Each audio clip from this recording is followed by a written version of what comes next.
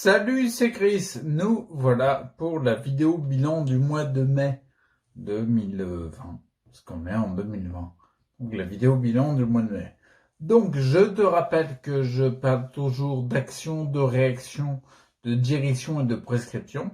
D'accord? Je fais toujours dans ce ordre-là. En sachant que les actions et les réactions, j'en parle un petit peu en même temps. C'est juste histoire de donner une forme d'une structure à la vidéo. D'accord? Action, réaction, parce que bien sûr, toute action engendre une réaction. Donc forcément, c'est lié. Ok? Donc tu as vu, je t'ai fait une vidéo journal de bord. J'en ai fait plusieurs, mais je te mets la dernière. Tac. Le manque de carnosine. Ça a été clair. Là, on voit clairement une phase d'épuisement hallucinante. Et surtout, quand je reprends la carnosine, ça va mieux en fait. J'ai de l'énergie tout simplement.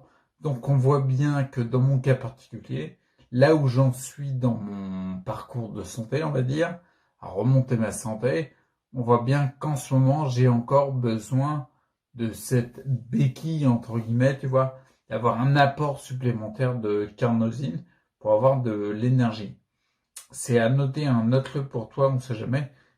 Franchement, c'est à expérimenter. Tu vois, et je dis bien, en ce moment, j'ai besoin de cette béquille, parce qu'il y a vraiment une différence. Tu vois, je fais une différence entre les compléments que je prends pour pallier un déséquilibre ponctuel, par exemple là, le fait d'avoir des pertes d'énergie, et c'est différent les compléments sur lesquels tu les prends dans un objectif de reconstruction, de restauration, de régénération d'un organe défaillant pour qu'il n'y ait plus besoin du complément de la béquille, en fait, entre guillemets. D'accord? Donc là, la carnosine, j'utilise comme une béquille. Normalement, t'as pas besoin d'apport de carnosine parce que t'en fabriques assez. D'accord? Donc tu as vu aussi, je te mets la vidéo, je crois que j'ai fait une playlist, je me rappelle plus, mais tu regarderas. C'est dans les dernières façons, le jeûne intermittent. Donc bien sûr, j'ai vu le test du jeûne intermittent que j'accentue le test, le jeûne intermittent, je le fais depuis longtemps. Mais en 2019, j'avais été un peu moins discipliné là-dessus. Tu vois, à la fin, je faisais plus de jeûne intermittent et je mangeais pas n'importe quoi, mais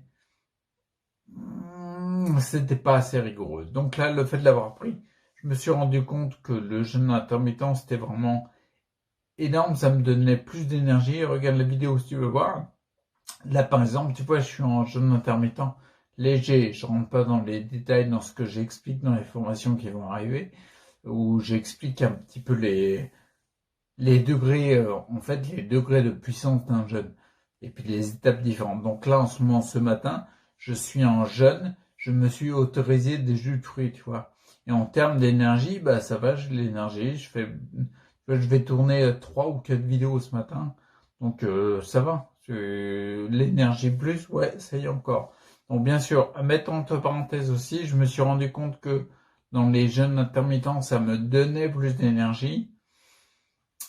Et j'ai aussi de l'énergie quand je vais prendre par exemple du jus de fruits, tu vois, du glucose, c'est un classique ça. Parce que les glucides sont utilisés dans les métabolismes de l'organisme pour créer de l'énergie. Bien sûr, je me suis rendu compte en fait que c'est cru, hein, tu vois, par expérience, je me livre un peu sur le côté jeune, mais il y a un côté, j'ai l'impression, à voir dans les semaines à venir pour voir si ça se confirme ou s'infirme, j'ai l'impression que mon corps, quand je me mets en jeûne intermittent, c'est comme s'il passait en mode jeûne. Et au début, t'as envie de boire du jus de fruits ou un truc comme ça, et ça te redonnerait de l'énergie. T'as une petite baisse, et puis après, tac, il passe en mode j'utilise les ressources internes pour créer de l'énergie, et là, il y a carrément plus besoin de jus de fruits, j'ai même pas envie de manger, quoi. Tu vois ce que je veux dire?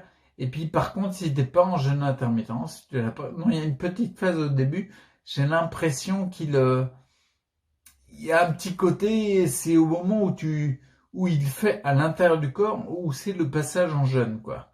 Une fois que tu as passé ce petit cap-là, qui est très léger, hein, et ben, en fin de compte, derrière, après, je sens que j'ai pas besoin de jus de fruits ou de manger pour avoir de l'énergie. Dans une certaine limite, bien sûr. Si tu jeûnes toute ta vie, tu vas crever. Mais j'ai l'impression de ça. Donc tu vois, ce matin, comme je savais que j'avais des vidéos, j'étais parti pour faire un jeûne avec une amplitude plus forte, c'est-à-dire un jeûne pas sec, pas un jeûne hydrique, mais un jeûne aucune nourriture, aucun fruit. Mais du coup, quand j'ai senti que j'ai eu une petite baisse, je me suis dit, je vais pas attendre que le corps se mette à créer de l'énergie avec les réserves du corps. Je vais prendre un petit jus parce que je sais que j'ai pas mal de choses à faire. Je voulais être carré pour les vidéos, d'accord? Donc ça, c'est la petite parenthèse. J'ai l'impression de ça avoir dans le temps. Les exercices quand je me tiens debout, c'est c'est génial parce qu'en fait, il y a un truc que je voulais te le dire, c'est que quand je me mets debout et que je reste plusieurs fois 2 minutes, je crois 2 minutes, 2 minutes 30, et ben en fait, je ressens dans mes intestins l'avancée des matières. Tu vois, juste par la position debout. Donc c'est un des éléments, je pense, pour le transit intestinal qui, dans mon cas particulier, visiblement, bah ça aide, quoi, tu vois. Donc du coup, à avoir dans le temps, c'est pareil. Je pense vraiment que j'ai à rééquilibrer. Je vais te parler après, mais la tenue de lui, c'était l'important à rééquilibrer dans mon cas particulier. Bon, bref, un truc. Donc là, je passe aux réactions. Les réactions que j'ai constatées. Les pieds, tu vois, je t'avais dit, j'ai les pieds violets. D'accord? Bon, on voit bien qu'il y a un souci de circulation sanguine, il n'y a pas de problème. Mais il y a plus que ça, il y a un souci d'énergie, c'est un ensemble. Moi, je le prends dans l'ensemble, tu vois. Et ben là, je me suis rendu compte depuis le temps que je bosse dessus dans différents domaines, ils sont beaucoup moins violets. Ils sont, tu sais, le matin, en fait, je suis dans un fauteuil pour la douche et je me lave, hein, je fais comme tout le monde. Et du coup, il y a un moment, je mets le pied gauche sur le genou droit, tu vois. Comme ça, la jambe, elle est, et je fais ça, comme ça, du coup, ça me permet d'étirer, de masser, de laver la jambe. Et mon pied, qui est violet, revient à une couleur quasiment normale, sans le masser, tu vois, tout seul. C'est même impressionnant parce que je ne me rappelais plus, quoi. Il revient à une couleur quasiment normale.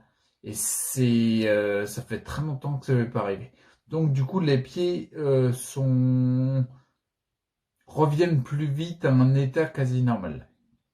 Ils passent par une étape de rouge, mais un état quasi normal. Donc voilà, c'est juste, ouais, ça me fait du bien. J'avais pris des photos de mes pieds il y a plusieurs mois en arrière, je montrerai plus tard sur YouTube.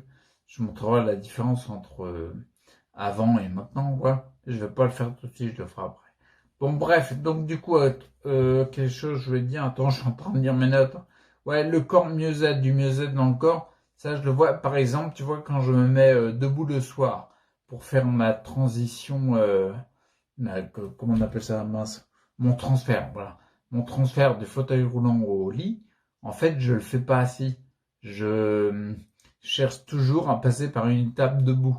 Ça, c'est important pour moi, tu vois. Aussi bien psy que fille, quoi, tu vois. Et quand je me mets debout, et ben là, le mieux-être du corps, en effet, je me mets plus facilement debout. Il y a quelques temps, je ne passais pas par l'étape debout le soir. Trop fatigué. Le matin, du lit au fauteuil, oui, je passais par une étape debout. Et dans la journée, quand je faisais mes exercices avec les barres, je me mettais debout, d'accord? Mais là, pour passer du fauteuil au lit, enfin, fauteuil à debout et debout à descendre sur le lit, m'asseoir sur le lit, en fait, de fauteuil à debout, eh ben, ça monte plus vite. À moins d'avoir une très grosse fatigue ou, mais non, non, non, ça monte beaucoup plus vite. Parce que c'était systématique avant que je passais du fauteuil au lit avec un transfert en restant assis. D'accord? Là, maintenant, c'est systématique le soir que je pousse sur les jambes et je me mets debout avant de passer au lit. Et ça, c'est génial. Alors, on l'a vu, je te mets la vidéo dans le coin, mais on l'a vu aussi, j'étais tombé dans la douche. Donc, par rapport au musée du corps, je me rends compte que, bah, en fait, quand je suis tombé dans la douche, bien sûr, ouais, c'est galère, peut-être tu rampes jusqu'au lit, parce que c'est là où j'ai une corde pour me tirer, pour me mettre debout. J'arrive pas à faire un transfert du sol et me mettre assis sur le fauteuil. Il y en a qui le font, mais moi, j'arrive pas. Bon, bref, et ben, le déplacement au sol, il s'est fait beaucoup mieux, quoi. Non, je me sens mieux dans le corps. Bien sûr, ouais, ok, il y a les jambes ont du mal à bouger, c'est galère et tout. Mais c'est une étape. C'était mieux même avec mon fiston. Tu vois, mon fiston, il était là. Bah, je t'avais dit, regarde la vidéo si tu veux les détails. Mais en fait, mon fiston, il était là. Et au fond, comme je le disais dans la vidéo, on en a rigolé, mais même pendant qu'on le faisait. Alors que quand tu te casses la gueule, il faut que tu rentres pour aller te remonter sur un fauteuil en passant par l'étape du lit. C'est un petit peu relou, quoi. Tu vois, il y avait beaucoup le mieux-être est bien plus grand qu'il y a quelques temps, quoi. C'est ça que je veux dire. C'est vraiment le mieux-être dans le corps. Je me sens mieux dans le corps, même s'il bouge pas super, mais c'est beaucoup mieux. Alors aussi, là, c'est fin mai, tu vois. Fin mai, j'en suis à l'étape. Mon buste, il a repris un peu plus de muscles. Il y a encore du travail, hein. Il y a encore du travail. Tu me mets assis sur un banc, je vais tenir à peu près une demi-seconde. Et là, je vais tomber par terre parce que j'ai pas assez de muscles au niveau du buste. Bon, bref, mais n'empêche qu'il y en a plus. Parce que fin mai, comme je te disais, maintenant, ce que je fais, c'est que quand je me déplace latéralement sur le lit, tu sais, t'es à un coin du matelas et tu fais 2 mètres sur la gauche ou 2 mètres sur la droite, j'avais pris pour habitude, je pense qu'il y avait un petit côté, c'était un avantage, mais il y avait un inconvénient aussi, c'est que j'ai perdu en musculaire au niveau du buste, des abdos, notamment, comment il s'appelle l'autre Ah, moi j'ai perdu le nom, bon bref, peu importe. Et j'avais pris pour habitude de me tenir aux barres du lit superposées qui est au-dessus de moi, d'accord? Et en fin de compte, là maintenant, comme je te le dis, depuis fin mai, ce que je fais, je me force à le faire, mais c'est galère. Comme j'ai une tenue du bus un peu meilleure, je me force à faire un déplacement latéral en appuyant sur mes bras sur le matelas, d'accord? Ce qui demande beaucoup plus de sollicitation au niveau du buste, d'accord? Mais ça passe. Donc, en effet, tu vois, dans l'ensemble, je pense que je ressens le fait que mon corps, il y a du mieux-être. Ça, c'est classique. Et pour te dire sur la tenue du buste, comme quoi il y a progrès, il y a encore du boulot, hein, mais il y a progrès. C'est quoi? C'est le matin et le soir, quand je suis assis sur le lit, quand je vais me mettre dans le fauteuil le matin, quand je viens de sortir du fauteuil le soir, c'est comme je t'ai dit, en position au fauteuil debout lit. Ben, en fin de compte, il y a une position de Qigong qui s'appelle l'arbre, la position de l'arbre. Et en fin de compte, t'as la tenue du buste droit. Bien sûr, c'est une position qui se fait debout. Hein? Pour l'instant, je suis pas équipé pour le faire debout. D'accord? Il faut monter les trucs. Bon, bref, donc du coup, je le fais en étant assis. Bien sûr, tu as compris que moi, ayant une tenue du buste vraiment très faible, pour la faire, celle-là, accroche-toi Jean-Jean, que c'est un peu compliqué. Je la fais de mieux en mieux. Bien sûr, au début, quand je la faisais, mon buste était vachement en avant, tu vois. Là, il part pas en avant. Pourquoi? Parce que j'ai mes coudes sur le bureau, tu vois. Mais il partait en avant. Là, maintenant, j'ai une tenue plus droite. Ok, je tiens pas trop longtemps, mais n'empêche que j'ai une tenue plus droite. Et d'ailleurs, entre parenthèses, je ressens en même temps l'avancée des matières, comme je l'ai dit, quand je me mets debout là. Donc c'est très positif. Énergétiquement parlant, il y a plein de choses qui passent. Donc du coup, je me tiens comme ça. Et mon fiston, il y a un moment, il est arrivé dans la chambre, tu vois, et il m'a vu. Et j'ai capté, en fait, dans ses yeux, on voyait que, tu sais, il était fier quelque part, parce qu'il voyait, il dit, ah oui, tiens, ça progresse. Il, j'ai capté dans ses yeux que il y avait une forme de fierté sur le fait qu'il se disait ah oui tiens là il tient mieux son buste, ça n'a rien à voir avec avant quoi. Donc voilà, tout ça pour te dire bah en fait oui, même pas que moi, mais d'un œil extérieur, d'une personne extérieure à moi, on voit bien que la tenue du buste elle est meilleure, même si je le répète il reste du boulot, hein, tu vois. C'est pas tout de suite que je vais faire sans abdos direct, non c'est pas tout de suite. Et à mon avis, c'est pas demain. Mais il va savoir, ça va peut-être venir. On sait jamais. Il y avait un autre truc qui m'est passé par l'esprit, vite fait. Toujours 4 millions de trucs qui me passent par l'esprit. La tenue du buste. Ah non, non, bref, j'ai oublié. Et là, maintenant, je vais te parler des directions et des prescriptions. Juste pour info, une petite parenthèse. Tout à l'heure, je t'ai parlé du jeûne intermittent, tu sais, avec différents niveaux du jeûne. Tu sais, parce qu'il y en a qui voient le jeûne, entre guillemets, tu manges, tu bois, tu t'alimentes, tu jeûnes pas, et tu fais rien, tu jeûnes. Il y a tout un éventail entre les deux. Et un des livres qui m'a euh, aidé à prendre conscience de ça, c'est le livre Le miracle de la détoxination du docteur Robert Morse. D'accord, je te mets là parce que c'est un point important. Franchement, j'encourage et j'invite vivement tout le monde à se dire le jeûne, c'est pas tu prends rien du tout. Enfin, c'est pas que ça. C'est bon de tendre vers parce que bien sûr, les principes d'autophagie, etc., tu, tu vas activer encore plus fortement les principes d'auto-guérison qu'il y a dans le corps grâce au fait de ne pas t'alimenter. Ça, on est d'accord. Et en plus d'aller plus loin, tu peux aller sans eau, etc. Bien qu'il y en ait beaucoup qui en parlent, mais là, on parle de jeûnes vraiment puissants, très profonds. Je pense au docteur Shelton, ou alors, comment il s'appelle l'autre Albert Mosseri. Bon, bref, mais ceux qui sont pas habitués, moi, par exemple, j'en fais partie. Pour l'instant, un jeûne profond, je le sens pas du tout, quoi, tu vois.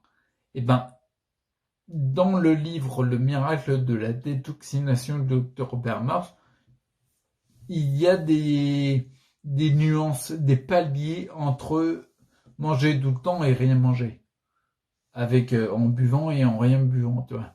Il y a des petits paliers. Et je trouve ça génial parce que pour chacun d'entre nous, pour le fait de se placer en fonction de notre cas particulier et de progresser vers le jeûne, pourquoi pas vers le jeûne extrême, quoi, tu vois, ça peut être intéressant. D'accord, c'était la petite parenthèse, une grosse parenthèse quand même. Donc du coup, pour la direction, bah, en fin de compte, les directions que je prends pour la suite, bah, c'est pareil. Ça fait plusieurs mois que je dis à chaque fois, c'est pareil. Ouais, la direction, c'est très court. Hein. J'avais pas grand-chose à dire. C'est la même chose, mais en accent, parce que je vois que ça marche. D'accord. Donc toujours pareil, comme je t'avais dit, j'ai accentué les méditations, etc. Ça, c'est toujours d'actualité parce que j'ai un peu du mal avec ça, le côté rigoureux. Je sens les bienfaits, mais en fait, il y a tellement de trucs que je fais dans une journée qu'en général, je le fais passer à l'as. Je sens que c'est pas bon pour moi et c'est toujours d'actualité sur le fait que je cherche à l'accentuer. Donc on verra dans les mois qui viennent. C'est vrai, ouais, voilà, la prescription, tu vois, c'était vraiment ce truc-là sur l'accentuation de la méditation, vraiment. Et plus globalement, de l'aide de l'esprit, j'allais dire sur la matière, mais non, mais de l'esprit qui t'aide à tendre vers plus de santé. Tu vois, méditation, auto-hypnose, etc. Et donc voilà, et ce que je vais inclure dans les trucs, dans la prescription, ce que je vais inclure aussi, c'est les sorties à l'extérieur. C'est-à-dire, bien sûr, tout le monde a fait du confinement. Moi, je fais du confinement depuis pas mal de temps. Mais c'est conscient, c'est volontaire, tu vois. C'est l'objectif, il est précis, quoi. C'est pas ah ils sont fermes, machin. Non, ça n'a rien à voir. J'ai un voisin qui est la petite parenthèse qui va durer 3 heures. J'ai un voisin qui fait plus rien dans sa maison. On sent bien que il a pas de passion, ça c'est clair. Mis à part l'alcool. Ça, c'est une passion il sera toujours présent pour ça. Non, mais ce que je veux dire par là, c'est que j'ai un voisin, bon, je connais pas sa vie, et puis je sais même pas te dire si je serais à même d'avoir relevé ce qu'il a vécu. Mais quand tu vois son terrain, si tu veux, ça doit faire 3 ans que ça n'a pas été tondu. Je te laisse imaginer l'état du truc. On n'est pas loin de la forêt vierge. Ah bah, il y a des singes qui passent. Non, je déconne, c'est une vanne. Mais tu vois ce que je veux dire? Ce que je veux dire par là, c'est qu'on sent qu'il y a un abandon quelque part. Donc moi, par rapport à ça, bien sûr, il y a deux confinements. C'est là où je voulais mettre une différence. C'est qu'il est vraiment volontaire. C'est pas pour rien que je fais ça. C'est une stratégie en fait. Et là, pour finir, putain, ouais, tu vois, je t'avais dit une parenthèse qui dure 3 heures. Pour finir, les sorties extérieures que je prévois, c'est le fait de sortir dans le terrain, des choses comme ça, pour prendre plus le soleil, tu vois. J'avais commencé à le faire au mois de avril, je crois. Ouais, avril. Puis après, j'ai eu une galère avec mon fauteuil roulant. Ils ont changé des trucs, mais les roues sont moins adaptées pour la prise en main. Enfin, bref, c'est chiant. Et du coup, ce petit truc-là, en fait, il m'a pas fallu grand-chose. Tu vois, je suis moins sorti. Donc, le but du jeu, c'est reprendre pour la suite, de refaire des sorties extérieures. Parce que l'objectif, c'est pas de rester confiné toute une vie. Non. Même si, on l'a vu avec le confinement de masse, parce que le confinement de masse, la moitié de la planète, on peut appeler ça un confinement de masse. C'est hyper bénéfique dans plein de domaines. Ah, il y a l'eau de Venise qui s'éclaircit, les poissons qui reviennent, les dauphins qui reviennent dans certains ports, comme il y a plus d'oiseaux, ils chantent plus fort. Moi j'ai vu, tiens, c'est étonnant, j'ai vu des abeilles cette année qui sont rentrées dans la maison. Bref, j'ai vu 4 abeilles. Alors tu vas me dire, mais c'est rien. Ah ouais, mon petit bonhomme, quand il n'y aura plus d'abeilles, on sera mal. Et les abeilles, je suis ici depuis 2015. J'en ai pas vu une seule en 4 ans. Et puis là, confinement, je revois des abeilles. Donc tout ça pour dire, peut-être que des fois, faire une pause, que ce soit au niveau individuel ou collectif, c'est une forme de jeûne sur d'autres plans, tu vois. Mais ça peut apporter beaucoup, autant pour nous individuellement que le collectif. D'accord? Parce que avoir un peu plus de poissons dans l'eau, de nature qui se manifeste, ça peut être pas mal. D'accord? C'est problème réchauffement climatique, tout ça. Bon, bref, ben voilà pour le bilan du mois de mai 2020. C'était le bilan du mois de mai 2020. Je me répète, je vais te le dire encore une fois, c'était le bilan du mois de mai 2020. Donc, je te souhaite de rester acteur, c'est hyper important. Parce qu'il n'y a que toi qui peux faire quelque chose pour ta santé. Et puis, je te dis à très bientôt. Ciao.